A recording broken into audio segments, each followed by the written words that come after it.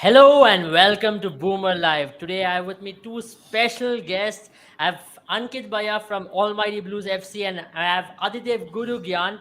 And of course, today, as you all saw, we are going to be talking about some of the greatest UCL triumphs. Welcome both on the show. I hope you both are doing really good. Yeah, Yeah, man. Crazy. Doing well. What about you? All good, all good. Little sad that football season is off, but nonetheless, Nations League has been keeping me alive, and also I'm happy that even the South American teams have been doing pretty well, to be honest. But yeah, let's get going. To be honest, I'll get to you, Ankit. But yeah, sure. I just want to know what has been your initial memory of UCL. Let's just start off from there on, and I'd like to hear from Adidev as well. Honestly, with UCL, it's always those lights, the nights that are there, and with the lights, with the music, everything. So, honestly speaking, I kind of got attracted to football because of, the World Cups, the Euros, stuff like that. And then at club level, it took me like a good couple of years to actually, really get attracted to and get attached to, club football generally, right? Yeah, But for me, UCL was probably the breakthrough which was kind of coming. And in a very strange way, I know that 99 is a year where United fans kind of relate to that, with that kind of triumph that they had. But for me, it was the 99 2000 season where we got a great victory over Barcelona, and then Barcelona came and thrashed us. That is, I'm talking about Chelsea here. And that yeah, was kind of the moment where I thought, okay, even club football has something. And then obviously, 98 World Cup had happened, 2000 Euros happened, and then World Cup came to Asia. And then I thought, no, it's high time that I follow week in, week out.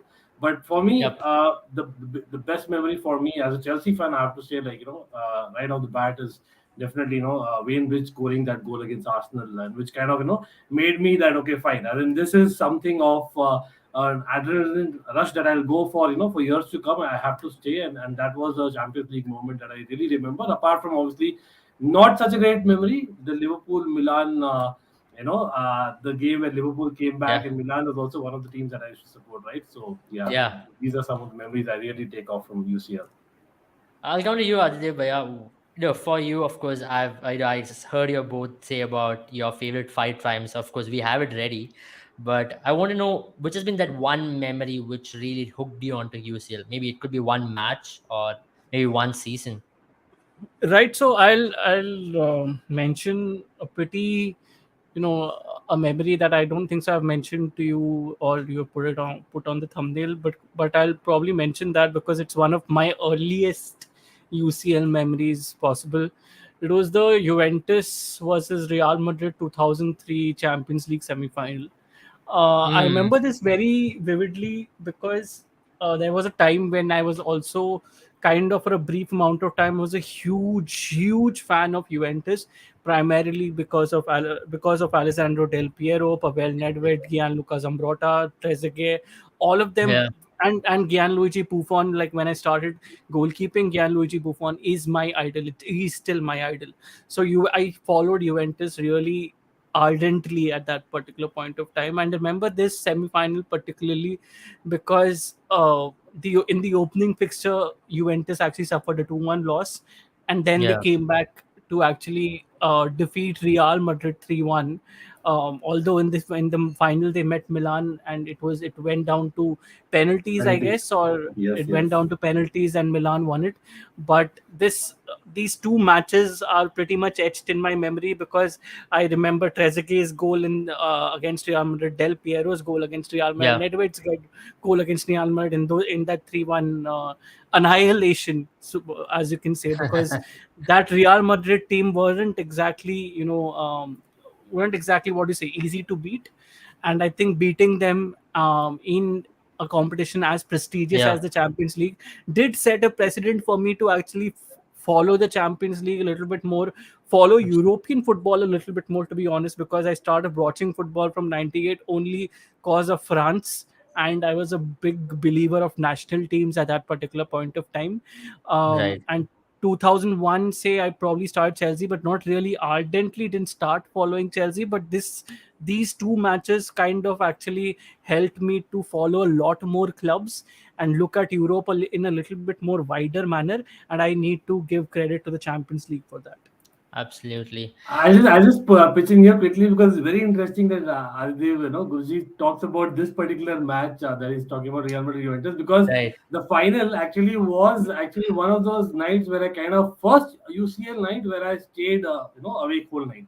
I know there's been Wow. so many Yeah, UCL yeah, final nights that we yeah, have yeah, done that because yeah, being a very good big fan of Shevchenko especially at that point in time. yeah. Yep. Of course, I was a Mhm. Kaka fan as well, but that penalties that he's talking about, that was one of those painstaking moments for Juventus. I remember the Yeah, Juventus yeah, yeah. had that curse with Right. the Champions League thereafter. So I think that is kind of a very big moment for me as well. Great point. Yeah. Absolutely.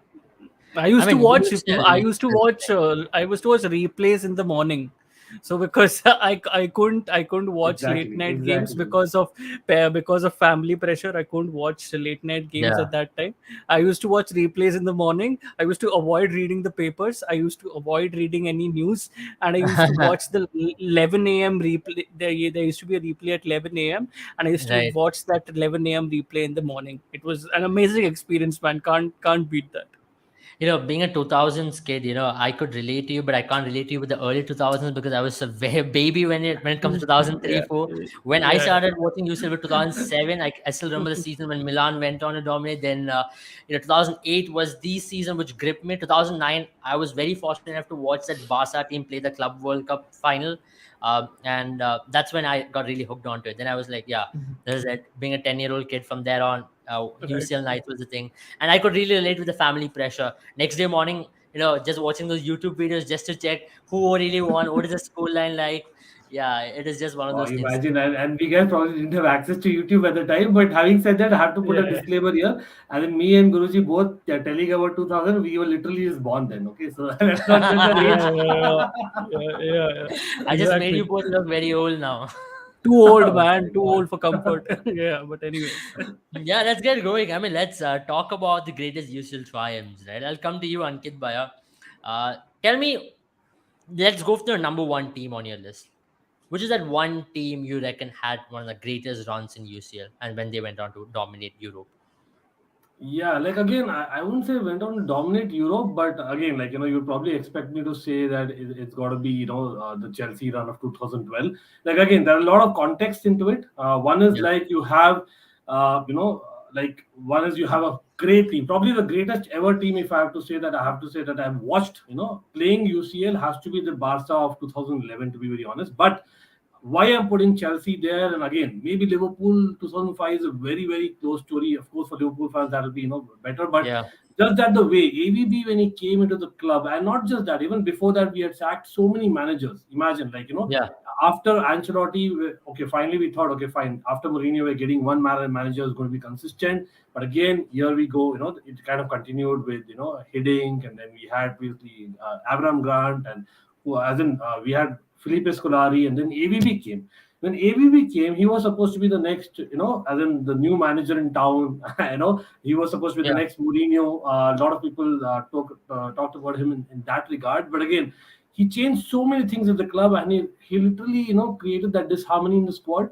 It was very clear to see. And I remember that game against Arsenal in the league that we got pulverized by Van Persie and a young Theo Walcott, and that was all AVB tactics. And he made sure that he let's go Anelka, who was probably I think previous season highest scorer for us, if I remember right, and Alex, who was at the time a tank, right? So there were a lot of question marks, and then we had gotten to the round of 16. It was his sacking was done, and we had Di Matteo. Okay, Di Matteo, Yeah. obviously, as Chelsea fan, you had heard so many stories. I had not watched Di Matteo live, but obviously he was a cult hero in his time. So there was a Right. romanticism in that. Along with that, the Napoli team, first there was Napoli. So Napoli and that team was one crazy team. I remember, Cavani was supposed to be the big kind of signing that a next club would have, right? And we were Yeah. linked to them a lot.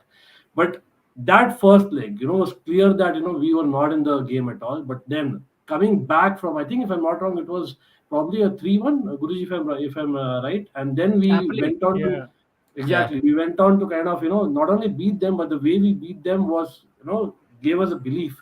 And then we had Benfica. Fine, Benfica on paper it was easy run, or you can say that, but at that time I think Benfica had some of the greats, and of course like Guruji is showing, you had Raul Meireles. That goal reminded me of everything there.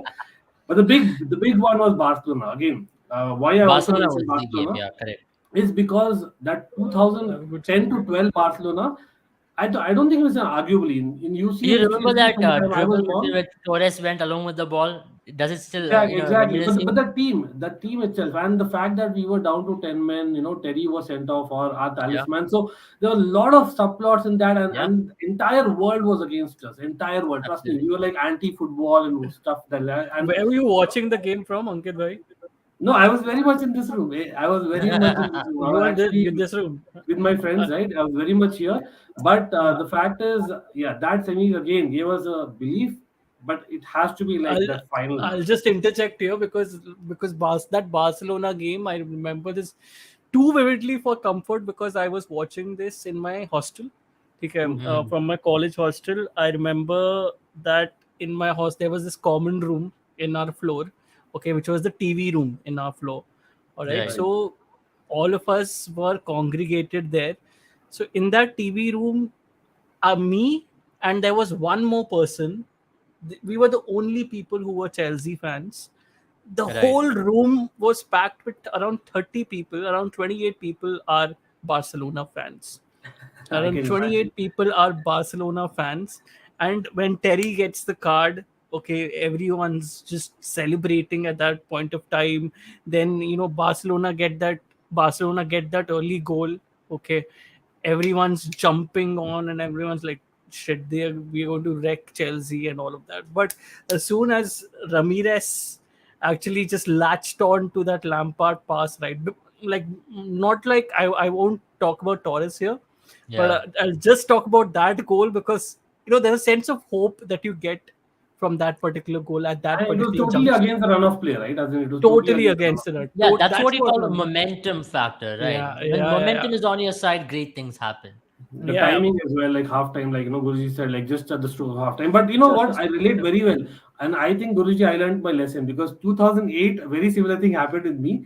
Manchester United, Moscow, that was when I was kind of watching with the Manchester United fans. I'm like, no, this right, time right. I'm kind of calling the people that I want in my home and I'm kind of watching it. But yeah, that was like I have to give it to that final as well. It was like a Yeah, totally kind of a run, right? It was not like a one match or yeah, two matches. Like Liverpool 2005 is very well remembered because those two matches really, if I Yeah, I'm being very yeah. honest about it. The final, and of course, they had this group game where they just qualified. I think it was Olympiacos if I remember right. But my And question over here, do you relate 2012's run so much to 2020? Because you had a manager who was sacked there, then Tuchel exactly, took yeah. over, but and then but you I, had that run. but I'll tell you, 2000. I will still say 2012 was more tougher in that context, primarily because the manager that we got after Frank Lampard is a proven manager. He's Right. not a proven manager in terms of Champions League title wins, but Yeah. is a proven manager. Like, he's good at his job. That's Right. the kind of manager that we got after Frank Lampard. So I'm not saying that I expected us to win the Champions League, but when I'm comparing it to, let's say, a Di Matteo who's coming into the picture at the time when we're trailing 3-1 to Napoli, Correct. and then we go on and win the Champions League at the Alliance Arena under Yeah. Roberto Di Matteo with left winger Ryan Bertrand Yeah, is yeah. amazing. Like, Yeah. you can't write a script better than this. So And I we had think so many people suspended for the final, and not just that, like, it was our yeah, first, right? As in, every time your first is something that you cherish.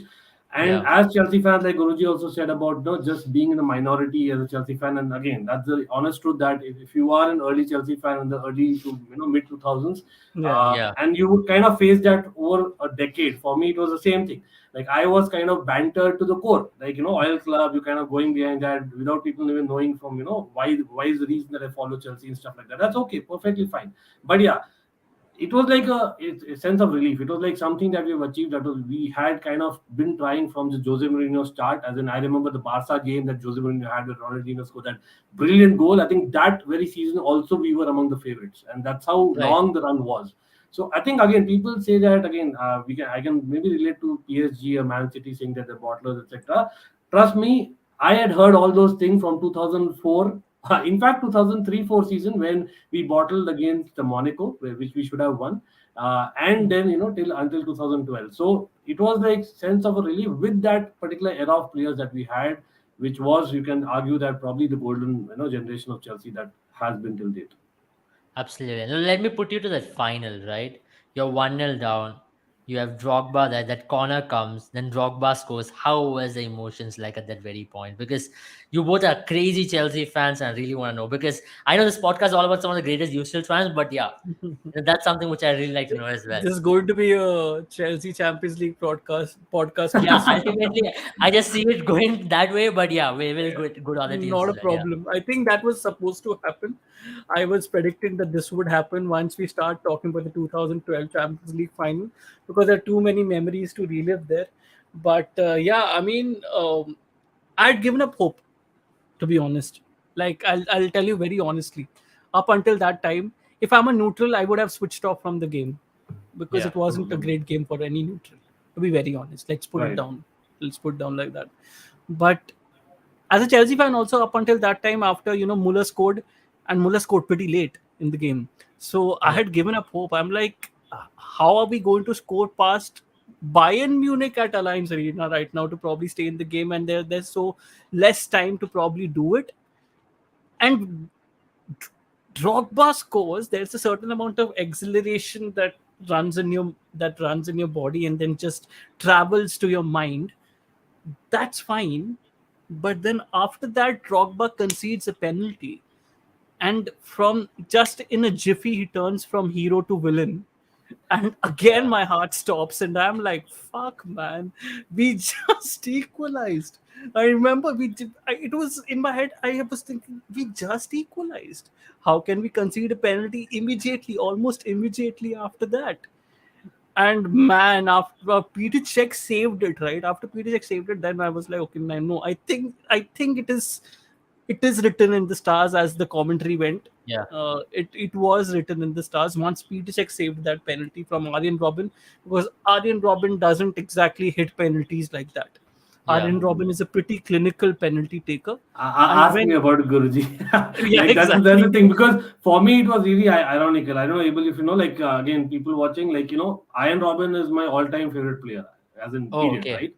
I didn't know that. And the fact that it happened, I'm like, oh no, man! Don't tell me that he's going to win for Bayern Munich against Chelsea. That cannot happen. And Yeah, exactly, exactly. man, the guy It actually just listened can't to be that me is what I poetic, would like to right? believe. It Yeah, I just mean, it can't be is. that poetic. But even before that, like Guruji said, right, it was about that moment, about that even when Muller scored.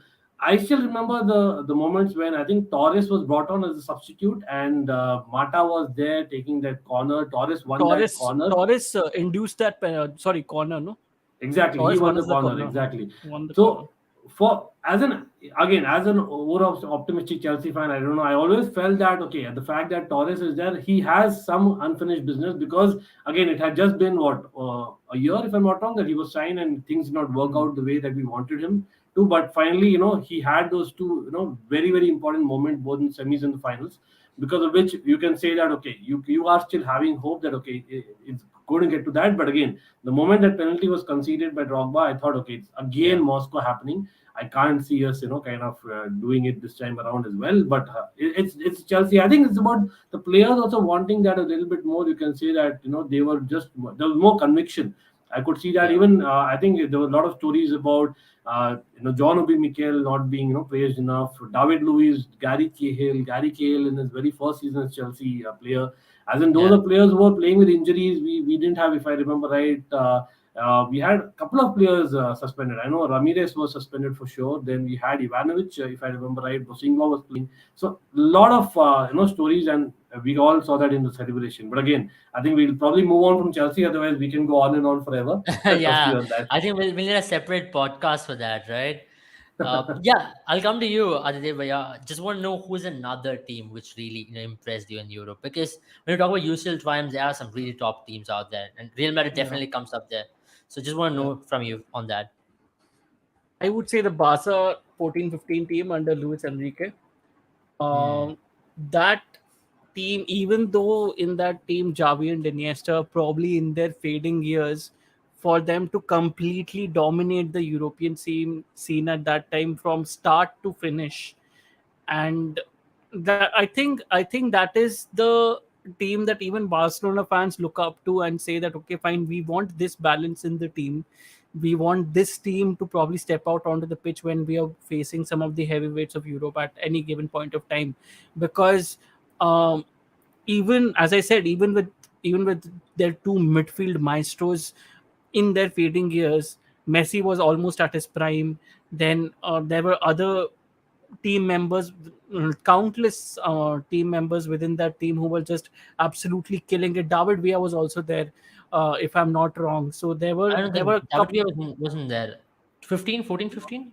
No. 14, no, I no, think not 14. Sorry, no, not 14, Suarez 15. had Sorry. come in, Suarez right? was If I'm there. if I remember right. Suarez, Neymar, MSN. The MSN trio was there. MSN, My yeah, bad. MSN. Sorry. The MSN famed MSN trio was there. The famed MSN trio exactly got their reputation stamped in the European footballing scenario from this particular European win.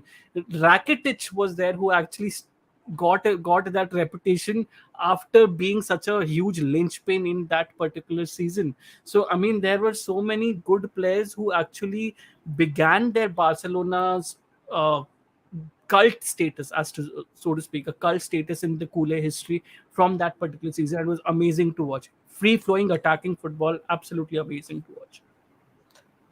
Yeah, Ankit, your thoughts on that team as well, because it was one hell of a team, because they scored 100 plus goals, them three combined, MSN, and they were just dominating over teams. I remember that very season when they were coming up against Bayern in the semi final. Yeah, yeah, They were, they were absolutely the favorites, but then there were, people, the pundits saying that, Bayern could topple over them, and Bayern did go on to win against them in Alliance Arena. But then that goal of Messi against Bayern, where he puts Boateng down, it still is, carved into your memories, because that was one of the most iconic UCL moments, right?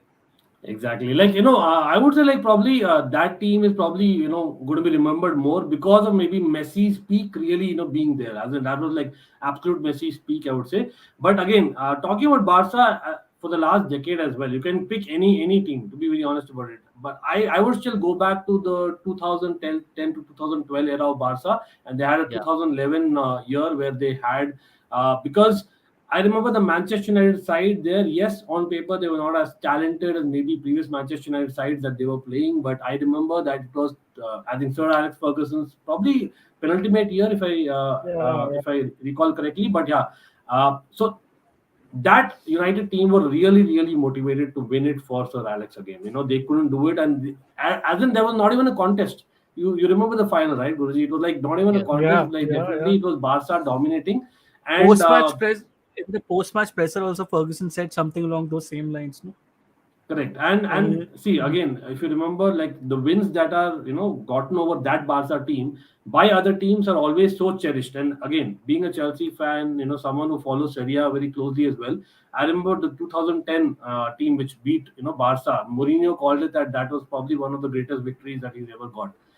yeah. That was one victory because that Barca team was definitely next level. Even Xavi Iniesta, proper prime. As in they just won the World Cup right after that. So Yeah. 2010. So imagine, and then we had 2011, then we had 2012 where we beat them as Chelsea fans. So I think those 3 years of Barca for me was more relatable. Of course, the latter years where you had kind of Messi being in his peak, but again.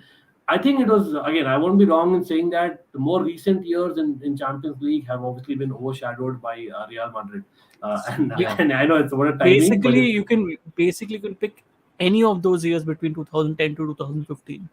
Like if yeah, you're talking exactly, about Barcelona, exactly. you can pick any of those years. I don't think so. Both of you can correct me if I'm wrong, but I don't think they and Barcelona had a low year in that Yeah. span. Yeah. Okay, Yeah, I don't think so. probably the Barcelona prime had a Barca. low year. Yeah. Yeah, But I I don't think think so. Barca Barcelona. fans would say 2013 was one where they got annihilated by Bayern Munich in Oh the yeah, semi. yeah. That Yeah, game, of course, who yeah, can That forget? would be one of the low years. that.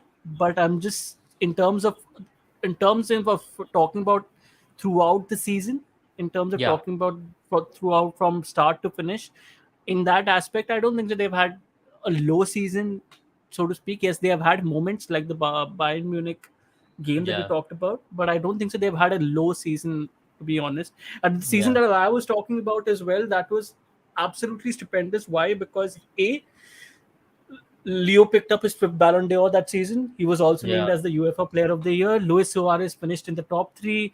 Another impressive feat was Neymar placing being placed third in the Ballon d'Or ranking. So that whole, as I said, that MSN trio is something I would still like to watch again Mhm. Yeah. on paper. Even if it is in front of me, I would probably want to watch it again. uh, I kind of go back and watch the highlights of the Emerson trio primarily because I don't think so we have had that in Chelsea, but to be very And honest. we'll never get So it, Guruji. and That's just wishful we'll thinking. we'll I never think if get it in Chelsea gets a striker, who will really puts in those goals, they'll be very happy. yeah, They would really want a trio. No, yeah, but yeah. talking about trios, right? So that's the thing I'm saying. Like probably equally, at least in terms of UCL, because we are talking UCLs here. Arguably even better than that would be BBC kind of triumph over Yeah. that, because they went on and back to back to back. Man, that is like Mhm. something else. They created history. Like even back to back BBC itself was history. BBC So I was think more clinical. I Yeah. think BBC was more clinical, and both of them have their advantages in their own ends. To be very honest, Yeah. BBC was more clinical. I think in terms of being more flashy and being a part of the highlight reel. I Yeah. think the MSN yeah, took MSN. the cake Yeah, there. I mean, as we're I talking definitely about agree. the Real Madrid team, let's pull in the 22 Real Madrid team as well, which just won the UCL. We did discuss about them in the preview of the Champions League, Guruji, but then I would like to hear from both of you. What made this team so special? Because they are the only team to lose in the round of 16, quarterfinal, semi-final, and they went on to win the final. So, what was it about that team?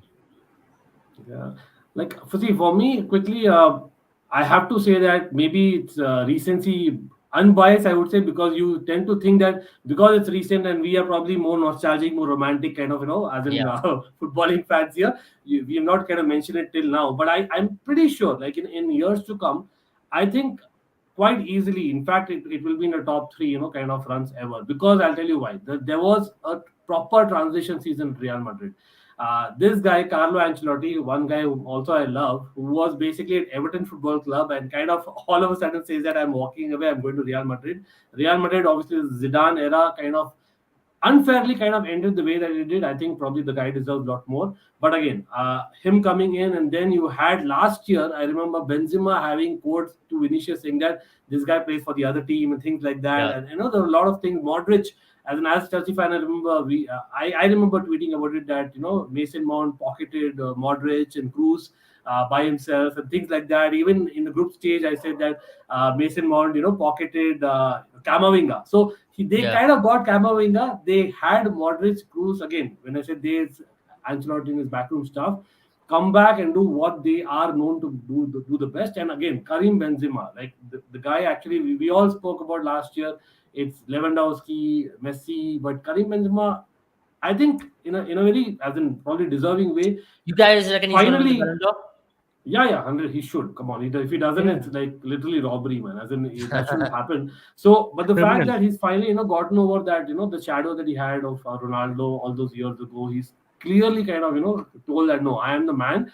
And again, he is the team man proper, and that showed in every particular game, every particular knockout game. They lost to Sheriff. Even the Yeah, run they had, I know, like I told about 2012 Champions League of Chelsea, there was a lot of ifs and buts about this team, but then they came back. PSG, Chelsea, Liverpool, Man City. As in, these are four, clubs that you actually associate with Champions League football in the last decade and a yeah, half. Yeah, maybe not yeah. Man City, but you know what I mean. Even I, PSG, I mean, but I mean, in being a terms of Man City fan talent, right now, it hurts every day morning when I wake up. That game is still haunting me. I don't know what it is, but I still remember in the 89th minute me texting my friend saying that we have made it to the final yet again, and rest 5 minutes. I don't yeah, know yeah. There are what lot, really there are a lot of happened. reporters who actually publish articles and stuff like that. I know, as a matter of fact, but at the same time, see, that's the thing, is there's just not the comeback. You can make a comeback with by chance once or twice, but they've done like 5 times. I already spoke about 5 matches in this particular run that they had, Yeah, and it's not like they had like a perfect squad. They had a lot of ifs and buts in the squad as well. And remember, what about the Barcelona the El Clasico loss that they had? Imagine yeah, them coming after the loss, and then it was a major thing, 4-0 loss. And then I know, I think that particular month there was no Champions League, but again, for this team to come back the way that they did, after that kind of loss shows that they definitely Yeah, have it in them, and you have to give them all the credit. I think it'll go down as probably, arguably the greatest run in Champions League history. I really believe so. absolutely. Maybe right now we are kind of not giving them the credit because of the fact that it's so recent, but they deserve more in Absolutely, my opinion. absolutely. Let's talk about another team, who made history. 99 team of United. I know you both have watched them. We did speak about them earlier on as well in brief. I want to know what is your early memories about this team, because this team, that final, everybody remembers it, isn't it? I think because of it's just a very vague statement. Is to be taken as a joke. Please, United fans, whoever was watching it, please don't exactly take it seriously. But because of the Solskjaer goal, I think he become a manager. Uh, I think that has given him the confidence to become a manager just because of that one goal in that particular Yeah, Champions League final. absolutely. Guruji is like, bring it on. Just because of that one goal in that Champions League final, he's become an absolute legend. And why not? I mean, you can't really say anything against that. We also kind of say about say about Torres, talk about Torres in similar lines when you're talking about that goal, repaying all of that money in an emotional Yeah, quotient. So I think in that aspect, individuals really lived up to the billing against Manchester United, for a small amount of time, we understood that Manchester United is a team who likes to make comebacks. So absolutely. I think in the early 2000s, United Hmm. were that team who Right. made some The Fergie really time, good as we late say. Forget comebacks. them. Yeah, The absolutely. Fergie time, as you say. After that, there were no comebacks. But but Fergie time, as you say, they made quite a lot of late comebacks. The super sub impact. I think the first time I heard and witnessed in front of me a super sub impact was from United, and that was Federico Makeda. That's Yeah. how I kind of came and understood the whole term of super sub, to be very honest. Because up until that time, I was just watching football. I was just beginning to analyze football, but I understood the term of super sub once I started watching Federico Makeda and his late impact with Manchester United games. So I think that late impact wala zone was picked up after this particular win, and it's an absolutely historic win in my eyes. Ankit, what do you reckon about that team as well? Yeah. Because See, he was a again, good yeah. man manager, isn't it? To manage a lot of figures in that dressing room, you could say that season was not all about tactical nuances, but he was a good man manager. He knew when to deploy what weapon at the right time, isn't it? Absolutely, and you know what? As in jokes apart, I know Guruji was just joking about the Solskjaer thing, just to kind of Just joking, put it guys. exactly. Just I'm putting a joking. I'm, disclaimer. Please I'll don't tell you kill me. the fact it's is okay. Banters are totally allowed. Huh? No, no, no. I'm exactly. talking about talking to everyone who's watching this pod, who will watch Yeah. this pod after we disconnect. Please, just joking again. Please, thank you. Absolutely. No, you know why? Why I'm kind of mentioning that, because as in that was a United squad. Arguably, you could have said that if Sir Alex wouldn't have won that, there would have been quite a few question marks over his managerial career, because Yeah. he had such a great squad. And the reason why Solskjaer was not only a super sub not only in Champions League that night, but generally, right? Hmm. The reason is Hmm. because they had such a good squad, and that's something that we forget, that yes, Sir Alex always kind of had that man management skill that, like you said, able, but at the same time, there's no secret that he bought very well at the time, and that kind of came at the same time. They had a lot of youngsters coming through, Yeah. reaching their peak. You had David Beckham, Ryan Giggs, Nicky Butt, obviously the class of 92, as you could like to call, right? But you had Andy Cole, you had Dwight York, you had, I think, obviously Teddy Sheringham on the bench, you had Ole Gunnar Solskjaer on the bench. So imagine, in today's day and age, how many clubs and how many managers can actually manage having four top strikers, and we're talking four top center forwards in the squad. As in, I Yeah. don't remember many, right? As in, I always kind of argue, being a Chelsea fan, we are talking about transfers every day these days, right? As in, what is the problem? And I know I'm kind of going to Chelsea again, but a lot of, as in, we cannot even manage Lukaku, and we had such huge figures. Remember, Hey, like Dwight York, Andy Cole. we are managing three great strikers in a team, man. We have Yeah. Kai Havertz, we have Timo Werner, and Lukaku, bro. How are Three you great. forgetting Okay, that wow. fact, man? I think we need a whole podcast on Lukaku at Chelsea and his Yeah, like two are He will not arguable be there, at Chelsea Guruji. anymore. I Yeah, think will that not be. podcast, I think that podcast will be null and void because I don't think so Yeah. that context will be set for a long, long time. So yeah. Yeah. Bilkul, bilkul.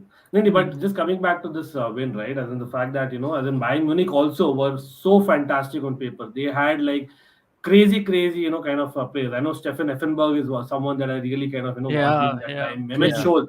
Mehmet Scholl was one guy I remember, like, he really had that pace in the wings. So there was a lot of, talent. Talk about Hassan Salihamidzic, who's Salihamidzic. currently the director. So they had Yeah. a lot of Yeah. wingers, pacey wingers, and of course, who can forget Oliver Kahn.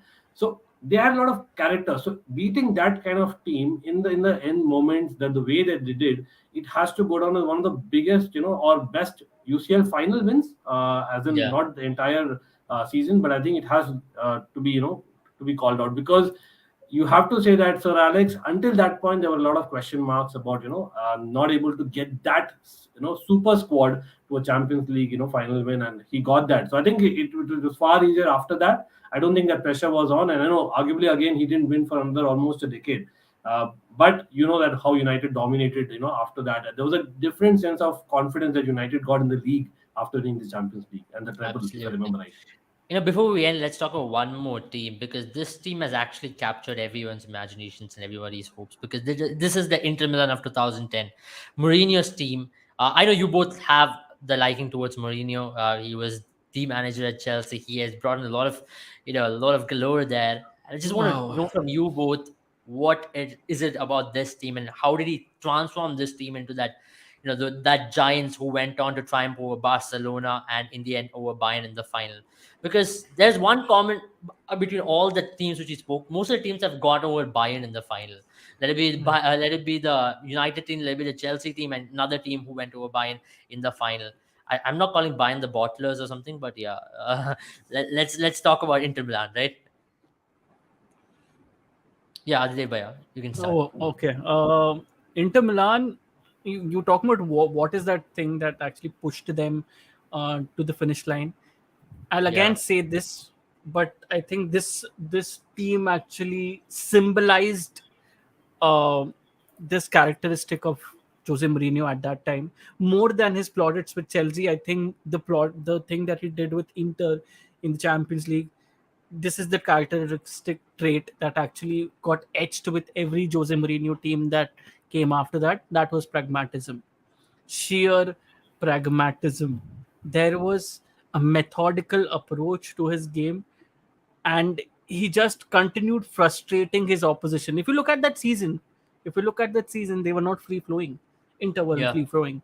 Inter were pretty. I mean, they were like a Diego rigid with the Costa system. kind of a team. Yeah, Okay, they were like a Diego Costa kind of a team. Like they were a pain in the ass kind of a team. Okay, yeah, that was basically Inter Milan throughout the Champions League season, and that was because of Jose Mourinho. And now we actually characterize Jose Mourinho teams in that sense. Even not exactly Roma because he has evolved his game a little bit with Roma, but for a long amount of time, that's how we characterized Jose Mourinho teams. Even with Manchester United, when he managed Manchester United, I think recently nobody would actually. I think nobody would probably argue. Nobody would probably agree with me here. But I think in recent times, if I have to look at the Manchester United managers, Jose Mourinho has been one of the most successful Manchester United managers. yeah, Looking Yeah. at the yeah. team that he had got at that particular point of time and the morale at which each player was at that particular point of time, Jose Mourinho has to be one of the most successful Manchester United managers in recent times. So I think, and the identity that he built around that team was pragmatism. He got the most amount of draws in that season, if I'm not wrong.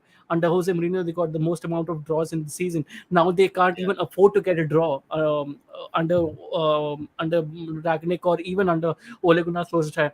So I mean, that is the kind of identity that he set for himself after stamped that identity after the Inter Milan season. So that was incredible. So there were some results in that aspect. I think Ankit Bhai will actually go and elaborate on them. But overall, the whole season was just absolutely brilliant. Yeah, Yeah, absolutely. Anil, you Definitely. already spoke about their triumph over Barcelona in the semi-final because it was one of their greatest achievements as well. Yeah. Tell me more about it because tell me more about that team and their mentality and the way in which he used every player. Because I remember, there's this video on YouTube where he explains how he actually jailmarked Messi. Yeah. When he says how he uses defensive prowess over there. Just want to know more from your side as well on See, that. as in again, like as in people might associate it with the dirty tactics. You kind of gang up on a single player, but I think Jose Mourinho did that very well. He was a kind of manager who said that okay, as in of course, like back in the Chelsea days, he had Mikel. Every place, in Manchester United, he had Fellaini. He has certain people to know that okay, you can kind of get under the skin of the other team, and that is what he was managing to do with that Barcelona team. But even before that, I remember Carlo Ancelotti in the very recent trials that he had, and Jose Mourinho also obviously won the European Cup again. So these two kind of spoke about each other, and Carlo Ancelotti mentioned about that 2010 game in the round of 16, if I remember right, Guruji, that Chelsea lost to Inter Milan. Yeah. That again, Yeah. that was maybe one of the most perfect kind of defeats that I've ever had. And Exactly. Very and well put. Inter never even gave us chance. Like it was not like a 5-0, 6-0, 7-0 victory. No, but it was like no way, man. We are not able to break it because he every member of that Inter team got under the skin of the Chelsea member or be the Barca in the latter stages, and they were like they were creating certain spaces, certain kind of regions Yeah, that okay, we only kind of defended space and they didn't defend players, and that's something that I think a lot of managers have tried. I don't think yeah, many managers have succeeded the way that Inter Milan side was able to. And you had characters, and you need characters again to be able to do that, right? As in, you need to really get in the skin. You have Materazzi. If I Materazzi. remember, in Walter Samuel, you had, of course, Samuel too, but one guy, Diego. Zanetti. Uh, remember Zanetti, Diego right? Milito? Yeah. Zanetti. Yeah, Diego Milito. Yeah. As in, there were these kind of yeah. Let's players. not forget Snyder. I mean, Wesley We Snyder. What a had season he had. why was it we? Esteban Cambiase was also there, right? If I'm not Cambiasso was wrong. there. Yeah, Yes, yes, Pandey was there. Cambiase. Pandey had a decent season. Yeah, Again, so But those are not players that you would associate with playing like great football or someone who's able to get a prolific run of goals, but you personalities. are Team of exactly proper personalities. personalities and who actually did that on the pitch when it mattered, and that was a year and a clear thing why Jose Mourinho needs to get a lot of credit for that particular win is yeah, because after he left, when Benitez came, literally everything went haywire, and it was very clear. The difference was very clear. Of course, as a Chelsea fan, again, we had Benitez later on, and there was a reason why we despised him.